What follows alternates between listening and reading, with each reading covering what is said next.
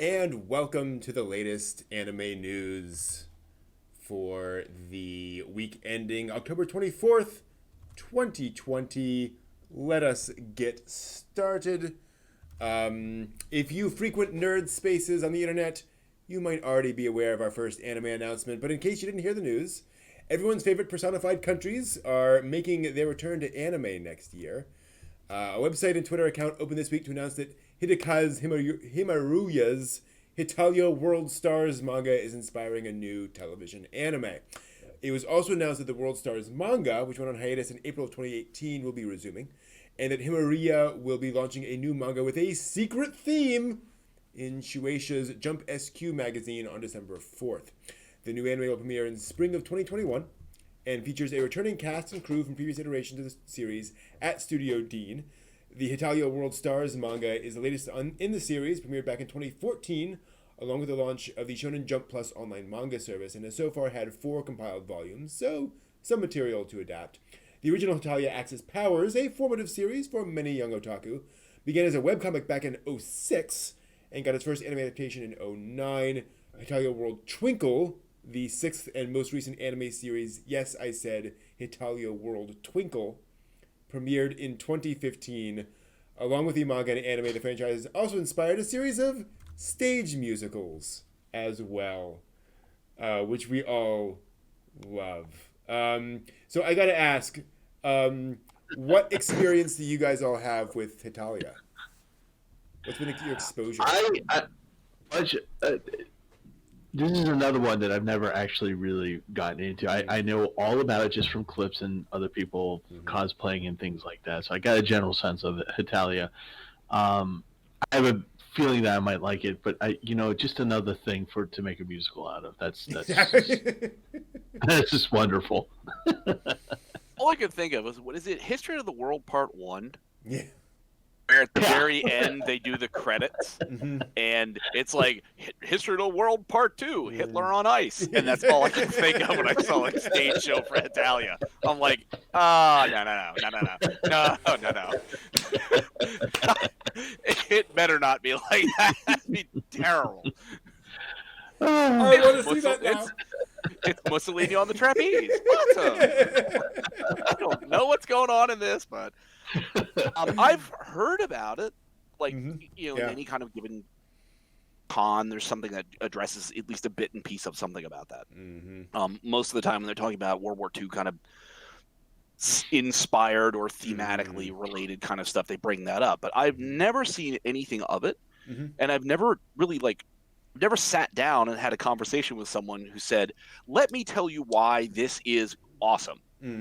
So I just kind of look at it and I'm like, okay, I like the idea of Earth-chan. You know what I mean? Like, so those kind of, you take the whole planet and make it an anime girl, and that's fine. And so I get the idea, take a country and make it to an anime person. But why should I want to watch that?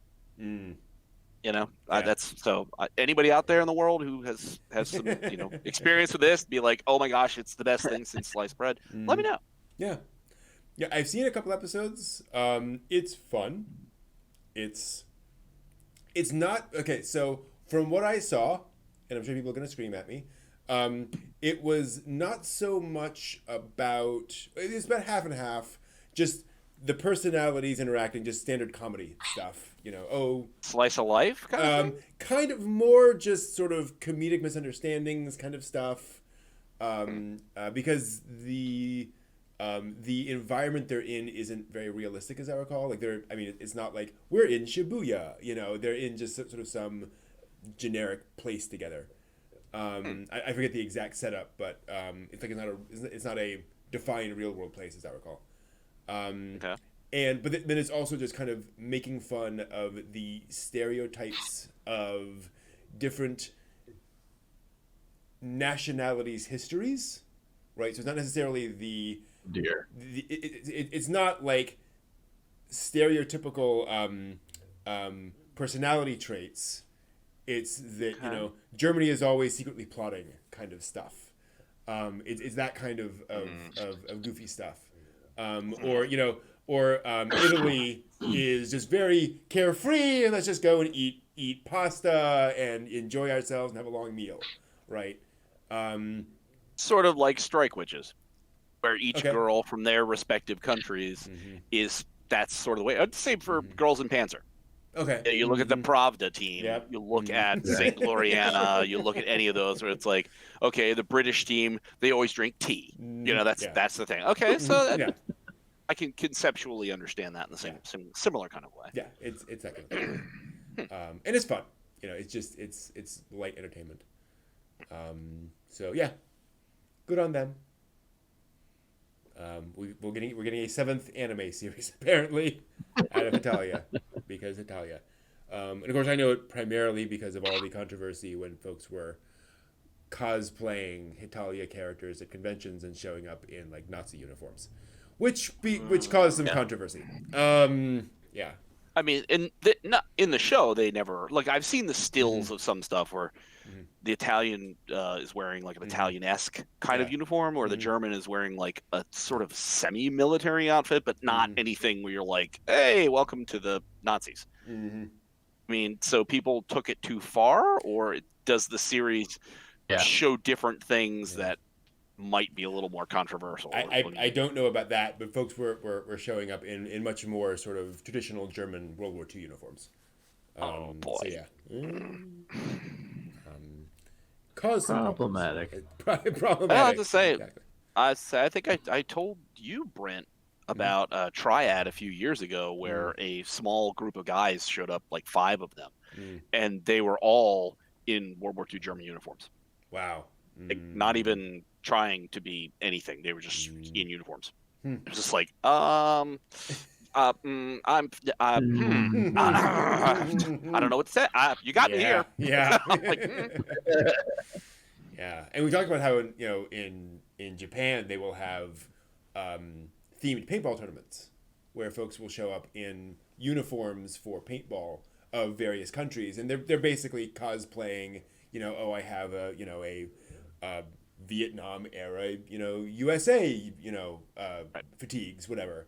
And some folks will show up in World War II German outfits, and it's like, and it's just that is another country in a past war. It's like what you mean, that presumably they do the same thing that happens in any other reenactment kind of community, where it's like nothing that you see is representative of anything supported politically. Right. This is just all. So imagine they do that. So okay, fair enough.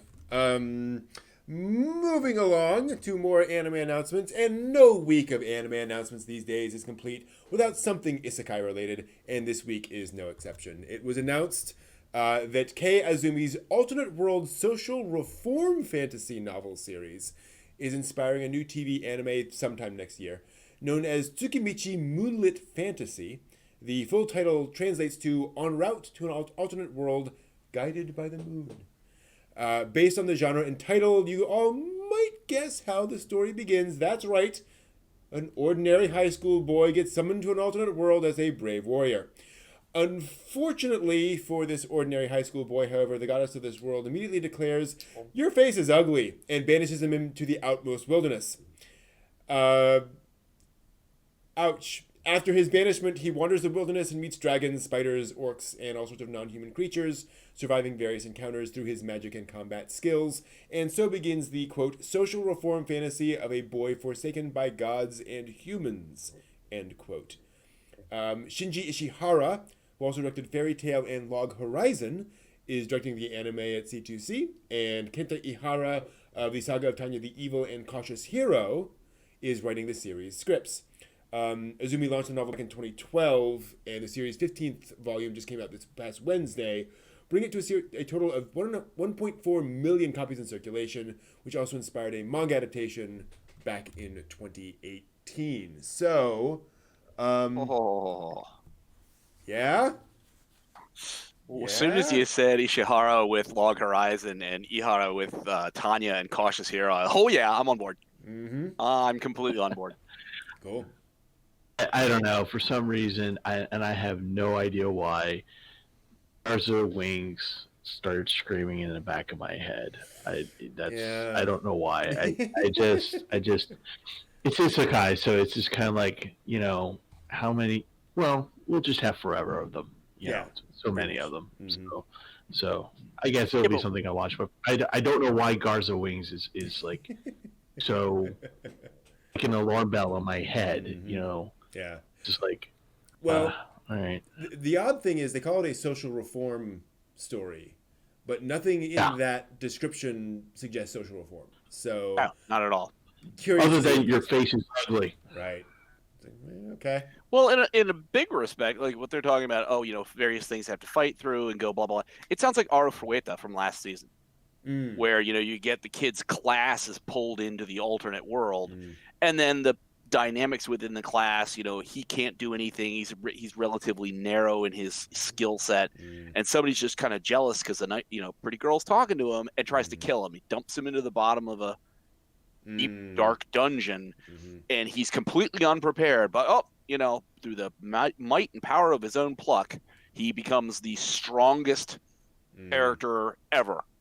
It's like, so that I see where that looks like that's going to go to, but geez, I loved Log Horizon so much, and I love Tanya, and you know what I mean? It's like some of the, you should put those names in there. It's like, I really hope I'm not greatly disappointed. Like it's gonna be just a hot mess and be like, oh, you suck. But I really am very hopeful it's going to be as quality as those were. And that's the thing, is that, you know, it's not just, oh, this person worked on things people like. It's, you know, Log Horizon, Cautious Hero, Tanya, particularly those two, those are pretty well-respected isekai series. So, good. Yeah. Folks who know how to do, what to do with those premises. But like anything, we'll see what happens. We'll do the new anime review and hopefully, you know, 10 hours worth of that, and then we'll have a review for it when it happens. Exactly. But we're not done yet. Kadokawa began posting video teasers this week for a new project titled "This Is It!" Production assistant Shinonome Jiro, featuring scenes of Jiro, a jobless guy who will soon begin working as a production assistant on his older brother's anime production, and other people presumably related to that. 3 teasers have been posted so far, with one released each day until October 27th, when the company will release further details on the project. Each teaser so far has depicted a scene consisting of a still image with voice acting and sound effects. Kadokawa has not yet revealed the format for this project, but the images shown in the videos resemble the layout sheets used in anime productions, so it seems like they just might be hinting at something there. Yuichiro Momose, the concept writer for the new Hypnosis Mike franchise's characters and setting, is writing the scripts for the project. He's just writing, with manga creator Sekihiko Inui drawing the illustrations. As we said, Kadokawa plans to reveal further details on the 27th, so we don't have long to wait to find out more. I'm always a sucker for anime about anime, for anything that's about the production. Yeah. So I'm intrigued, even if it's just a web animation, whatever. Animation Runner Kuromi. I mean, that's you know the first season of that is I love the first season of that. It's just a fun little anime. So I'm always like you. I'm a sucker for that. I'll watch that just because it feels. It's just not one of the it's a non-magical, non-isekai, it's non-this, that, and the other thing. It's just here's anime that you love, and this is how they go about doing it, and here's a story. Yeah, but if it says Hypnosis Mike, I'm a little concerned about that one. I'm also curious. We don't know the format yet. Yeah. What format would an anime be in? CGI? Well, is that what they're talking about? Format or we don't know if it's cell drawing? It might not be anime. It might be voice only. It could be a radio drama. It could be, it could be a web series. It could be anything. It's a teaser. They sometimes make like full anime clip things for the release of a new manga. Here's a thing. So it could go in a lot of directions. Again, the fact that they're showing it as layout kind of implies it's going to be actually animated. But maybe not, because it's about anime. That'd be interesting for a radio drama where you're showing all these pictures. You're interesting. You can't see that on the radio. Exactly. Okay. Who knows? That's fine. But again, it could be a movie, too. It could be, any number of things. That'd be OVA. interesting. Who knows? So we'll see. We'll definitely see. Now, oops, wrong one. There we go. While it's fairly common for anime series to get short anime adaptations or spin-offs, it's not as common to include them in the credits of the main anime itself. Viewers of the currently airing Jujutsu Kaisen series are getting a 2-for-1 deal starting this week, as the anime will now be airing a new short post-credit segment in each episode, focusing on the daily life of the main characters. Titled Juju Sanpo, or Jujutsu Strolling, the shorts are based on storyboards provided by the original Jujutsu Kaisen manga creator Gege Akutami. Now, Jujutsu Kaisen tells the story of a world where negative feelings become dangerous curses, and a boy who takes on a curse himself saves a friend. Premiered on October 2nd, and will have a full 24 episodes, so fans can look forward to plenty of slice-of-life shorts to come. There's something tickling in the back of my brain telling me that this has been done before. Yeah, I'm thinking Hellsing. I'm thinking because Hellsing had like a very funny. They last like 20 seconds of one of the characters doing something and drawn in a chibi fashion, something like that. I'm thinking of the Tachikomas and Ghost in the Shell. Oh yeah, that may be what I'm thinking of. Yeah. You know, and that kind of thing. So I've seen that. I've seen that in quite a few where it's like they just have a little more detail of some little bit piece there at the end with the credits rolling. So it's not something. It's not new territory. Mm-hmm. Yeah, and obviously, maybe this might actually be a storyline though. Right, that's the thing. I don't know. Yeah, because obviously, like mecha series will often have an extra thing at the end of, oh my gosh, the villain actually knows what they're talking about, whatever. But it's not a planned story segment every single episode. So, interesting. I do like the idea of taking a plot heavy story that like Jujutsu Kaisen appears to be, and providing a sort of different toned thing at the end, something a little bit more lighthearted. I think it kind of helps decompress a bit after an episode as well. Did you guys watch that as part of the season premiere? Mm-hmm. Episode 1. And what did you think?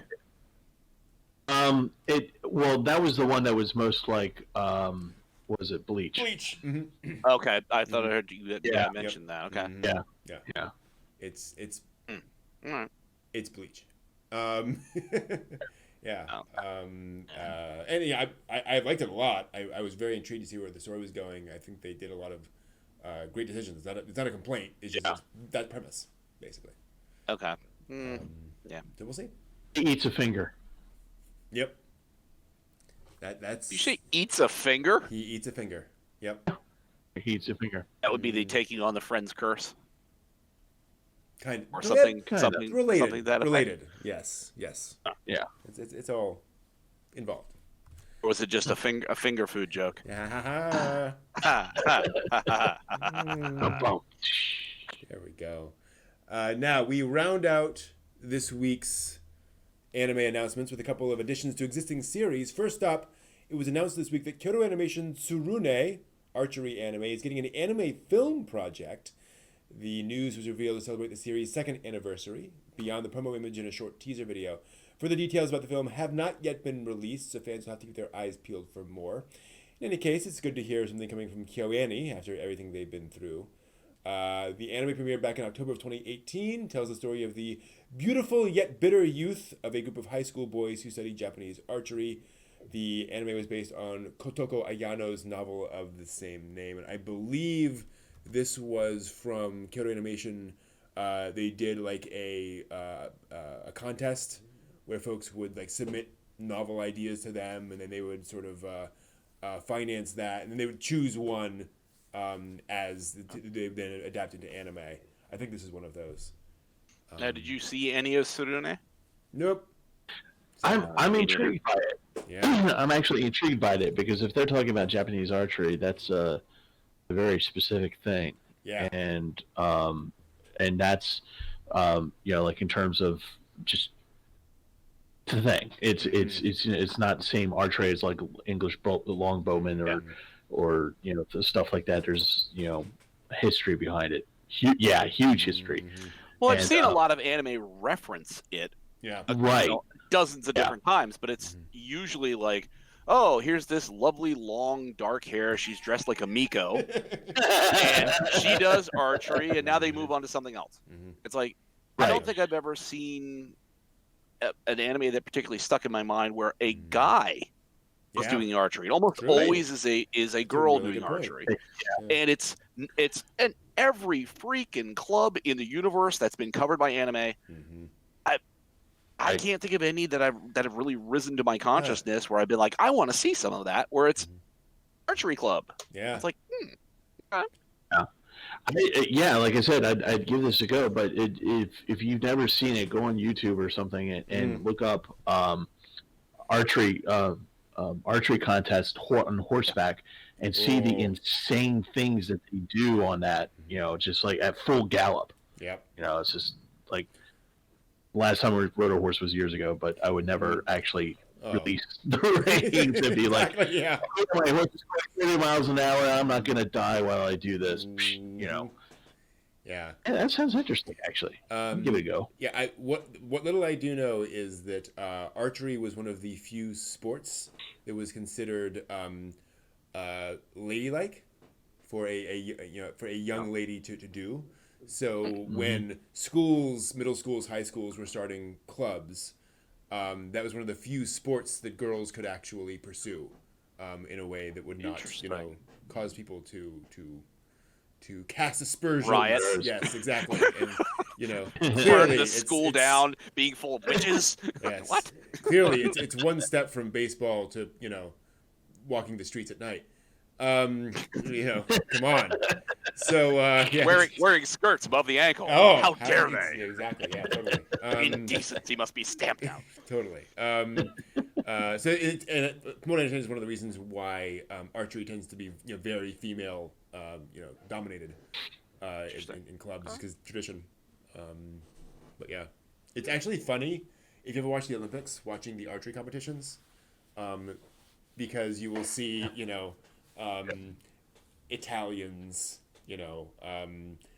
French, whatever, and then Koreans just packed, Japanese packed, just huge, because it's a big sport there. Like every club, every high school has a club. So yeah, very very common. So yeah, I'm curious to see where that goes. Hopefully this will drive more people back to watching that anime series. It's gonna get me to take a look at it this weekend. Yeah, exactly. Lastly, it was there we go. Lastly, it was announced this week that mobile mecha game Alice Gear Aegis is getting an OVA. Whoops, that's not the right thing. There we go. Took a moment. Alice Gear Aegis is getting an OVA, set to debut sometime in summer of 2021, with one small catch. It seems that if you wanted to watch the OVA legally, at least, you'll have to buy one of 3 figures of the game characters. Yep. Included with 3 figures will be a QR code that grants access to watch the OVA. And the anime will come in 3 different versions with a different ending for each of the 3 characters. The 3D shooter debuted on iOS and Android in January 2018 and features character designs from Humikane Shimada, who also designs for Frame Arm Girls, Girls in Panzer, and Strike Witches. Am. Am. I mean, I love those 3 series. Damn it. Let's be honest. It will be available. Like, if we want to see it, there will be ways of seeing it. Now, if you had said I could get Frame Arms Girl or Girls in Panzer or Strike Witches figure, there we go. Now you're in the park. I'm, for somebody who hasn't played the mobile game, like torturing me, like, oh yeah, buy a figure. Be like, I don't know who it is. Well, you have to play the game to find out. Nah, we're not gonna go that far. I got anime to watch. I can't play a game and watch anime. There we go. Too much going on there. Wow, the figurines. Have you seen the Haruki Murakami figurine things where he did the very never mind. They're very interesting. Seen the Super Sonico like 1/4 bust of her, and that's just now the designs for this, I mean, they're very like Frame Arms Girls, from what I'm familiar with that. A lot of Zetai Ryoki, Absolute Zone, going on there. A lot of exposed midriffs for no reason. Okay, yeah, it's that. Gorai from Frame Arms Girl. Okay, there we go. I'm just double checking. So the to give you an idea, a current Alice Gear Aegis figure action figure. I don't know if this is the one. This is probably not the one for the OVA. Is 61 euros. So that's okay. That's what you're looking at for one of these figurines. That's Nendoroid-ish, Q-Pochi-ish. 50, $60. And let's be honest, this is hardly new. It's more common that it would actually get packaged with the figurine or the volume or whatever. But it does feel a little annoying that you're getting kind of access to a digital file via QR code just for buying the figurine. And 3 separate endings, so it's not like some one person buys the figurine. It's like, all right, I'm posting this to everywhere. It's like, no, there's 3 separate endings. Buy 3 figures. Yep. Well, because you have to buy all 3 figures to see all the endings, and own those. Or you're fighting piracy. All right. Yeah. I do wonder if there also isn't a sort of pride that would come with buying all 3 figurines, so that you legitimately got all 3 files for the ending. To say I did the thing. I'm sure there is. See, for hardcore gamers, that's you get limited edition skins for weapons and like Call of Duty and stuff. And yeah. But how ticked would you be if you bought one of these and you got it back and it had the code on the bottom and it didn't work and you just like, oh, I bought a thing. How ticked would you be? Because you don't just lose out on having a non-licensed merchandise. You don't even get code out of it. There was an NES game a long time ago where you had to they had copy protection, where you had to like wet this paper in water to reveal the code that you had to enter into the game. And then of course, guess what happened? Like people would lose the paper or whatever. And so Nintendo was just inundated with calls and folks saying, "Well, now what do I do now? How do I do it?" Well, and so that was the first and last time they ever did that. But yeah, that is a bizarre concept. Anti-piracy. Gotta love it. But we are not done with stories of musicals. No. Let's see here. Now, we've seen plenty of adaptations of manga over the years, usually in the form of anime, novels, stage plays, and the like. What we don't see very often is manga inspiring Broadway musicals. The official Twitter account of manga creator Moyoko Ano announced this week that her Memoirs of Amorous Gentleman manga is inspiring an American Broadway musical adaptation. Rob Ashford, Tony Award-winning stage director and choreographer known for Thoroughly Modern Millie, Curtains, and Frozen, is directing and choreographing the musical, and also plans to give it a worldwide release. To celebrate the announcement, Ano's official YouTube channel is streaming the 2015 anime short made by Studio Kara, which is of course headed by Moyoko Ano's husband, Hideaki Ano. Memoirs of an Amorous Gentleman ran from 2013 to 2018 in Shoudensha's Feel Young magazine and tells the story of main character Colette, who works in a brothel in 20th century Paris. The manga was honored by the Japanese Ministry of Cultural Affairs this year during the 23rd Japan Media Arts Festival. I got to admit, the only exposure I've had to Moyoko Ano's work is her satirical manga where she talks and writes about how difficult it is having Hideaki Ano as a husband. So it's basically this gag manga. It's cute, it's fun, and it's very playful.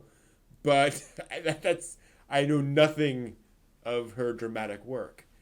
So, I gotta be honest, it sounds like Moulin Rouge Part 2. Yeah, to me. It does. Mm-hmm. Yeah, but when you have Rob Ashford, I know that's the problem. Dealing with directing and choreography. Oh boy. Oh boy. Yeah. That might be good. Ooh. Yeah. And I know I say that's like so reservedly, like, oh, it's like painful to say it, but it might be good because you actually have somebody who's got some good chops to doing this stuff. So, and again, Japanese Ministry of Cultural Affairs, honoree. It sounds like it's something serious, like it's something of interest to folks. I don't know.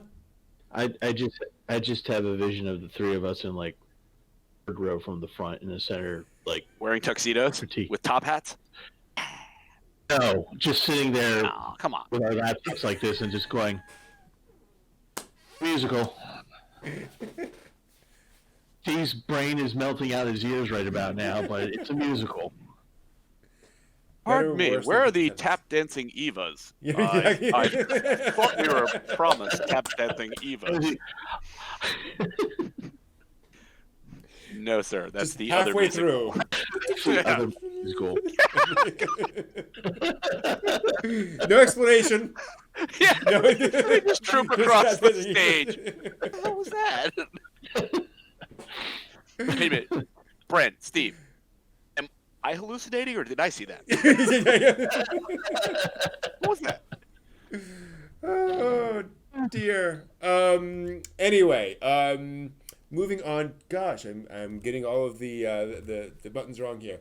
Netflix has been making a whole lot of moves in the anime industry lately, and this week brings news of even more partnerships between the streaming giant and some favorite animation studios. Netflix has announced new business alliances with anime studios NAZ, N-A-Z, creators of both this year's Id Invaded and Infinite Dendrogram. Science Saru, Keep Your Hands Off Eizouken, and Japan Sings 2020. And MAPPA, known for many popular anime, including Yuri on Ice and the previously mentioned Jujutsu Kaisen. They've also announced a partnership with South Korean studio Mir, known for Legend of Korra and Voltron Legendary Defender. Netflix has been making partnerships with anime studios for the last couple of years, and several successful series have already come from these or are in the works. 2018, we got Carol Tuesday and The Great Pretender. And 2019, we got Dragon's Dogma. And Wit Studio is currently working on the original Vampire in the Garden series for Netflix. So plenty of potential stuff there. I guess no surprise that Netflix is continuing on this path. It seems to be working. I'm a little nervous by Science Saru because I watched Eizouken through Crunchyroll, and it's like, is this just going to be specifically Netflix? So it's going to shut the channel off for Crunchyroll, Funimation, anybody else? It's going to be just that's it. Oh yes, Netflix only. Sorry guys. No so question. It's like, I hope you don't bury series. Like if there's an Eizouken 2, if you bury that in Netflix, I'm going to be having to subscribe and complain the whole time. Do nothing but complain, moan and whine. Yeah, I doubt they would do a sequel. Netflix likes to own everything. So I'm sure if they do something, it would be original to them. It might be an adaptation, but they're probably not going to jump onto an existing franchise. Yeah. I don't know. Although they did do Blam. They did the Blam movie. Yeah. Although granted, the only thing before that was the OVA. So. This is just. I mean, it's just interesting to see the steam that keeps building. Yeah. From like your discussions back in the early days of Star City, the very first Star City, and talking about, the North American market is, it's just secondary. It's all about Japan. It's secondary to me. And then now we've got all these American companies that are like, hey, hi, can we do stuff here? Can we buy things? We have some money to throw around over here. Yeah. I mean, it's fascinating. You consider how prominent Gundam was in the Spielberg movie. The sci-fi nostalgic 80s thing. having a me moment. Oh, God, I was thinking was Saving Private Ryan. No. I'm like, Gundam. No, that's called a tiger, not a Gundam. Heavy metal. Indeed. Ready Player One. No. Ready Player One. Is it? Ready Player One. Yeah. You know, and how like Bandai was surprised at how prevalent they made the Gundam in that movie, because they're like, oh yeah, like we love Gundam. People know what that is now. Like, really? Cool. You know, PewDiePie talks about building Gunpla. Yep. Oh, and the old C-Lab 2020 show that on Adult Swim, Gundam is a religion. There we go. But yeah, you know, it definitely feels like we've gotten to a point where these big companies are like, oh yeah, like that's a thing worth investing in. It's got to the mass now. Yeah. It's just interesting. How long has this taken? You know what I mean? For old otakus, it took so long to get here. You know, to have access to all this stuff, to have companies that are throwing money into it, to getting. I mean, even in Netflix's short existence, by comparison, that their catalog initially of what you could get by mail was meh, and their streaming was like awful. Yeah. It was terrible. Yeah, it was. So like now, where it's just like, what you know, just in 10, 15 years, just amazing the access point now. And then to see them partnering with all these different studios, it's like, yes, thank you, finally. I will never forget logging into Netflix, I don't know, a year ago, whenever it was. And you know how when you log in, they will show you, you know, a trailer, well, a trailer for something at the front, and it's whatever they're pushing at the moment, you know, whatever is the big thing. And it was Evangelion. It was because they had just put Evangelion on their platform, and their thing for that week was you should watch Neon Genesis Evangelion. And I was like, I never thought I would see the day when a major broadcaster essentially is saying, yeah, you should watch this thing about, you know, 14-year-old anime teenagers having psychological breakdowns. It was amazing. Oh, what a time to live! What a time to live! It's actually. And now let's clap for Shinji. Exactly. Yeah. All right. Moving along slightly, we have a few more news items. Demon Slayer continues taking the world by storm. This week is no exception. The Demon Slayer Kimetsu no Yaiba, the movie Mugen Train film, opened in theaters last weekend and had not only the highest opening weekend in Japan, but the highest globally as well. The film sold nearly 3.5 million tickets across its first 3 days in Japan alone, earning nearly $44 million. The second highest grossing film of the weekend globally was China's My People, My Homeland, which earned less than half what Mugen Train did. The film sold 910 I think, thousand tickets in its first day alone and earned more than $12 million, making it the highest weekday opening day ever in Japan. For comparison, Mikoto Shinkai's Your Name earned the same amount across its entire opening weekend in 2016, and the opening weekend of Weathering with You brought in around $15 million. Even outside of anime, Frozen 2 earned $18 million across its opening weekend, which should help add even more perspective on how incredible Demon Slayer's $44 million is. Again, that's US dollars, not yen. The film opened in 403 regular theaters and 38 IMAX theaters across Japan last Friday, and some theaters reported screening the movie 40 times. That's 40 each day. The film is set to screen in North America sometime in early 2021, so North American fans, your turn to join in on the hype is not far away. Holy guacamole! 38 IMAX theaters in addition to just regular theaters. Yeah. Wow. Yeah. That's stunning. it is just blowing. It just blew everything else away. Just boom. Means I really should get back to watching episode 2 and forward of Kimetsu no Yaiba. I'm with you. I episode 1 was great, but wow, I'm missing something out here. It's kind of crazy. And granted, I've never seen this. Go ahead. I was just gonna say I've never seen this, but it's just blowing up, and I'm like, oh god, something else I needed to catch up like now in order to watch this. Thankfully, it's just the 26 episodes of the TV series, and you're caught up.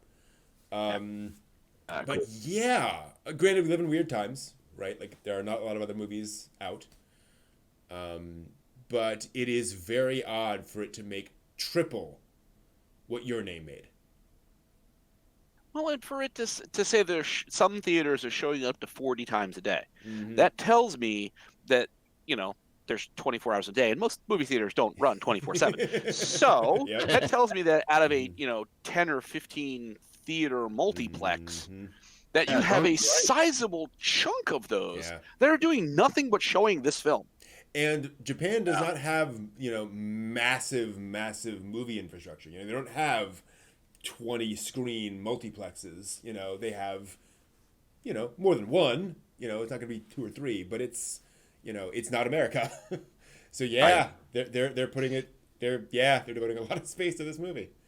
Apparently, they had to lift COVID restrictions temporarily in some theaters because there were so many people just clamoring to get in. Wow. Yeah.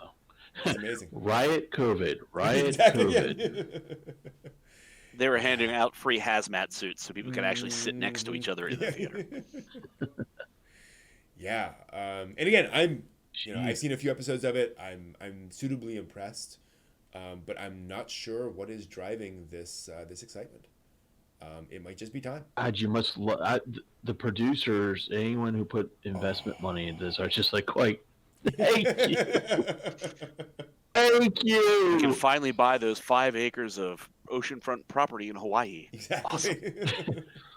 I can buy all 3 of those dolls and get the code. Oh, finally I can afford to eat and have things. Nice. And granted, I know there was a Ghibli movie from quite a few years back, The Cat Returns, which was I like that one. It was not a big budget. It was actually originally going to be direct to video, but it came along nicely enough. Like, we'll put this in theaters, and it did remarkably well. And folks pointed out it was kind of the perfect, for lack of a better word, like easy movie to go and watch. Like it was a good date movie. It was a good family movie.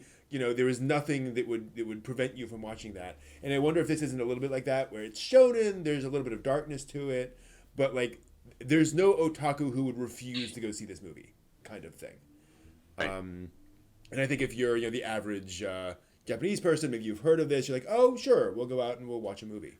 So who knows? Watch this film about a cute little boy and this little girl. It'll be just sweet and darling. Great. Then maybe we'll go get something to eat. Panache on. It'll be wonderful. Exactly. Also this week, some news stories we're going to talk about a little bit. If you guys have any thoughts about them, feel free to jump in. Otherwise, we'll just kind of push through a few bits and pieces. Anime NYC and live stream shopping platform NTWRK Network announced this week they'll be collaborating for an online anime New York City NYC event over the weekend, November 17th through 20th, about a month from now. The event will be available worldwide through the network app and will include, I quote, exclusive interviews and presentations with the creators and companies at the forefront of Japanese pop culture, together with opportunities to take home exclusive pre-release and original goods, end quote.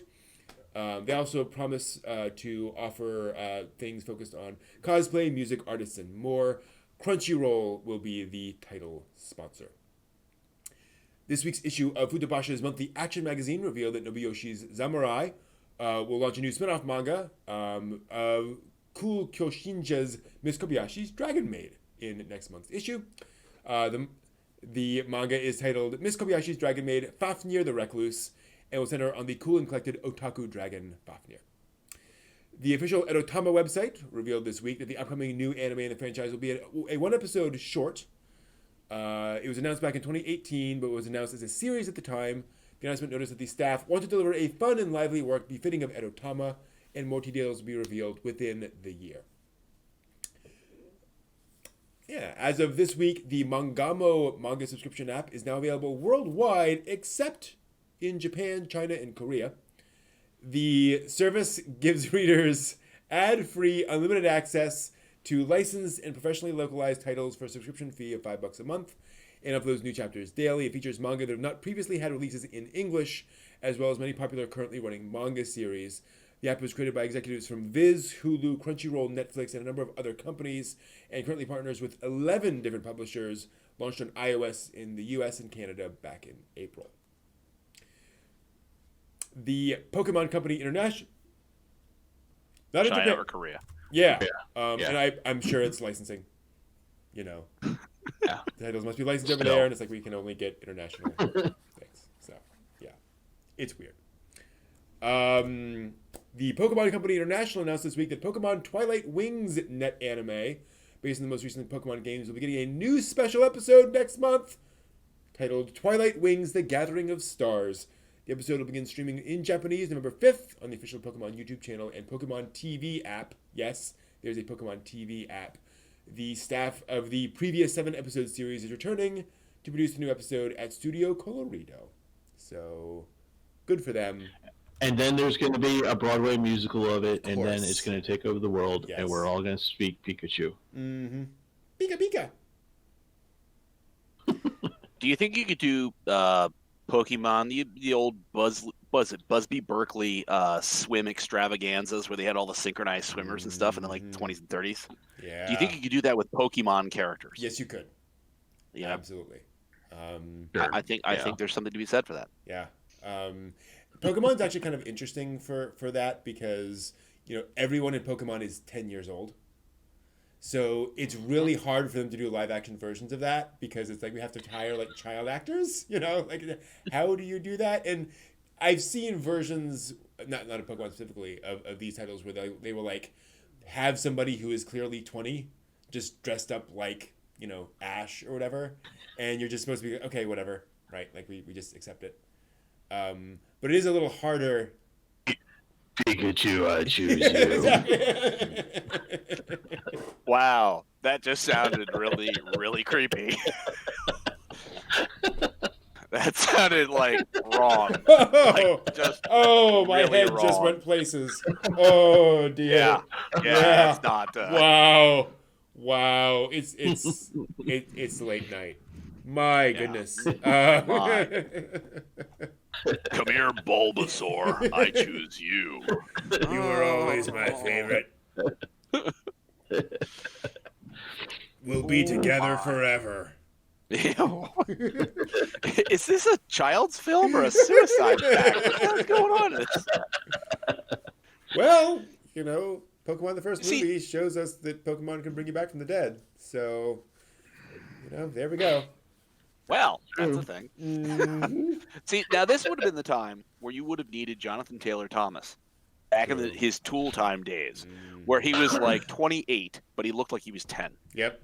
That's Michael J. Fox from Back to the Future. You know what I mean? Where you could get somebody who's like reasonably, tiny and yet functional enough that they can deliver an Emmy Award-winning performance. Pokemon One movie. thing Pokemon needs, it's quality performances.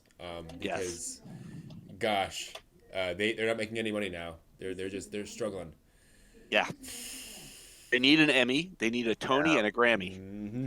Exactly. And then the series I think will be it'll be anchored. Yeah. I think that they can move on to profitability from there. Yeah.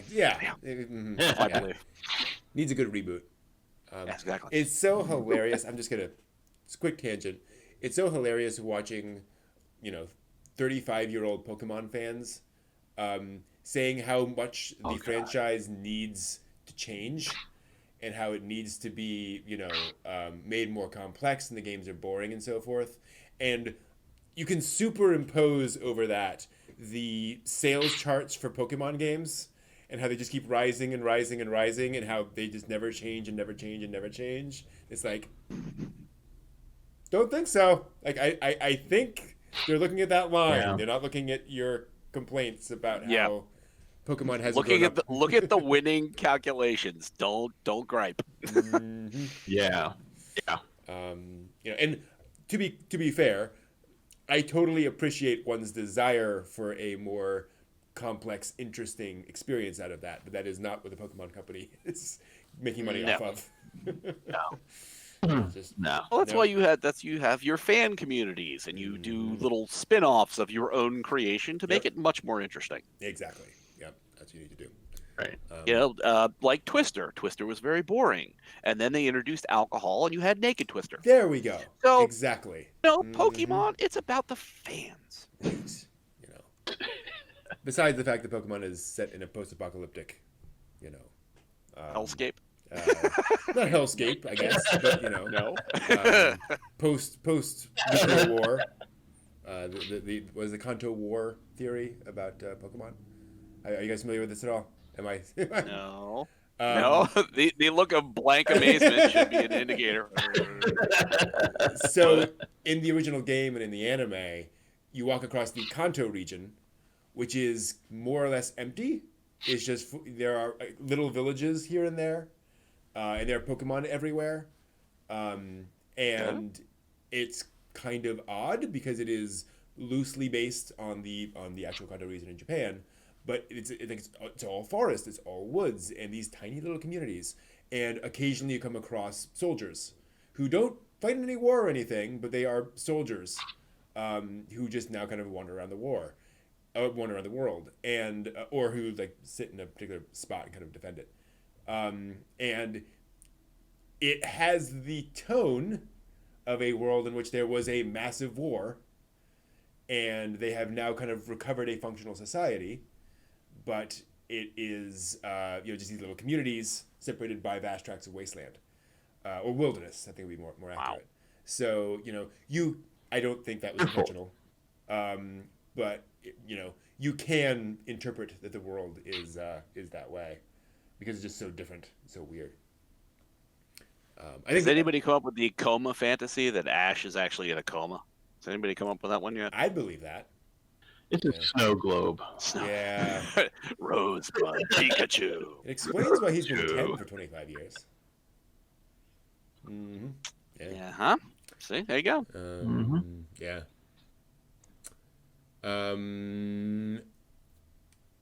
N-Man is saying in the chat room, did the Demon Slayer manga end? That's a good question. I think so.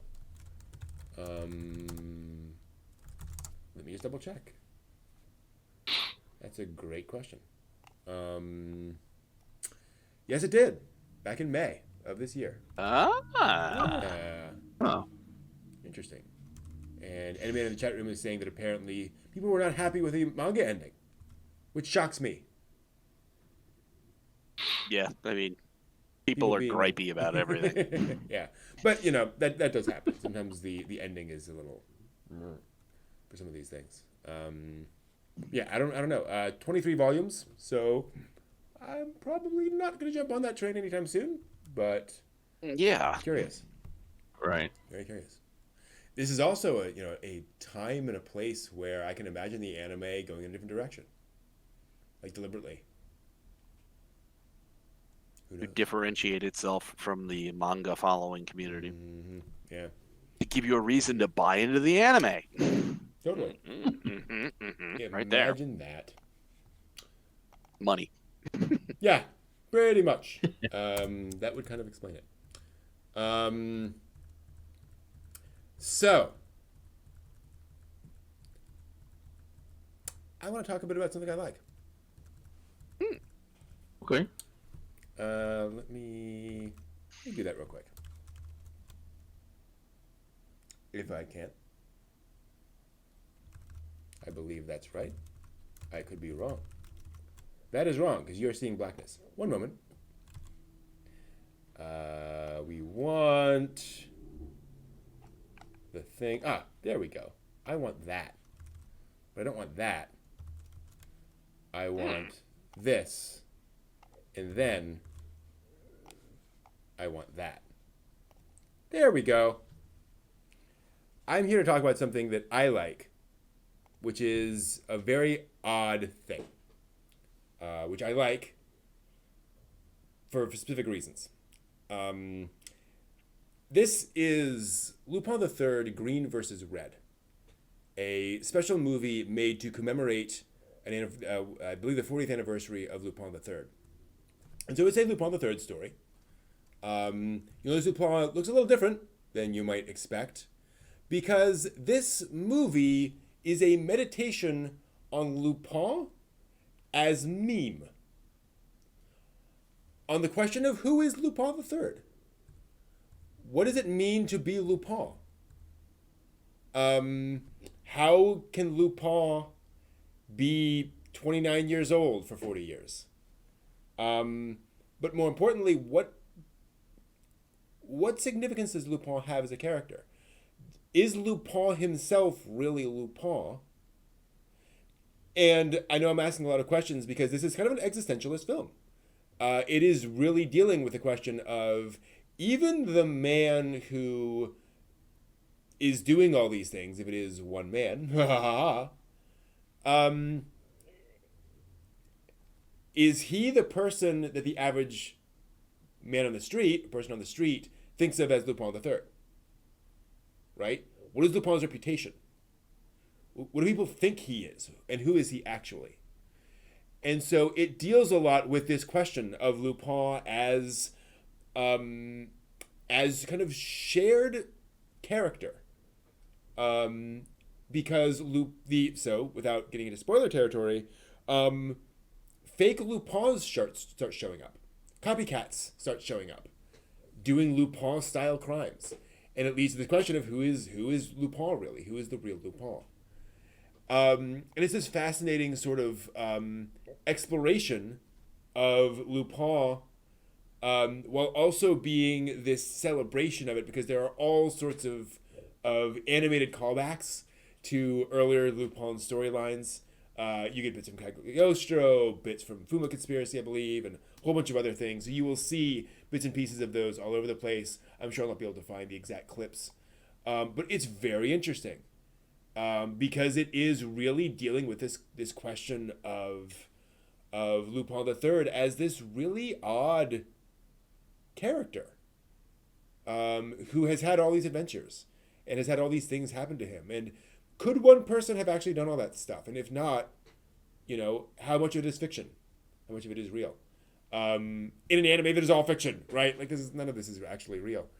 It's a really interesting film. For that, where there's a lot going on under the hood of the story itself, and the idea of Lupin as a very complex thing, really, as silly as Lupin can be, as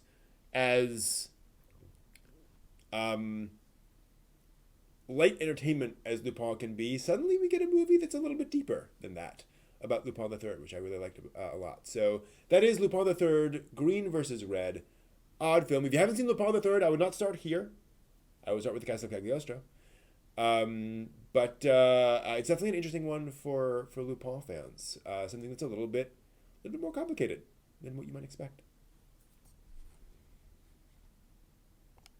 So that's that.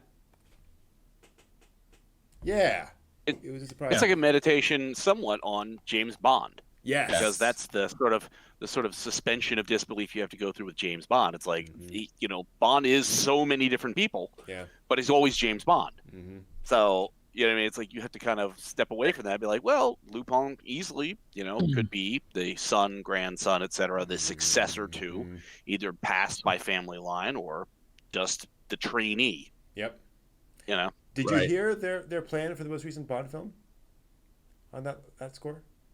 Yeah, they're gonna have Sean Connery come and deliver the Bond title over to someone else or something. Yeah. James Bond is just an alias name. Yeah. Mm-hmm. Which is kind of interesting. And my name's actually Sir Smithel. Really? Good to know. But they called me James Bond. Yeah. Like, okay, good. Who's the creepy old dude? Is he senile? Shh. You don't talk about that here. And I'll say, as I recall from the movie, like, you know, it is not a purely psychological movie. Like, there's a whole plot, there's a whole thing going on, and you know, it's not one of those things where at the end it's like, well, who knows? You know, there is clearly a central character who is Lupin III, but it does open up this like there's a great scene. I don't think it's a spoiler to say where he stands there and goes, "I didn't do all those things. Like, I've had adventures. I've gone on I've gone on a lot of these things, but people think I've done a million heists. I've actually only done, you know, all these, but people attribute all this stuff to me. You know, the legend's bigger than the man and all that kind of stuff. And this is kind of interesting. Anyway,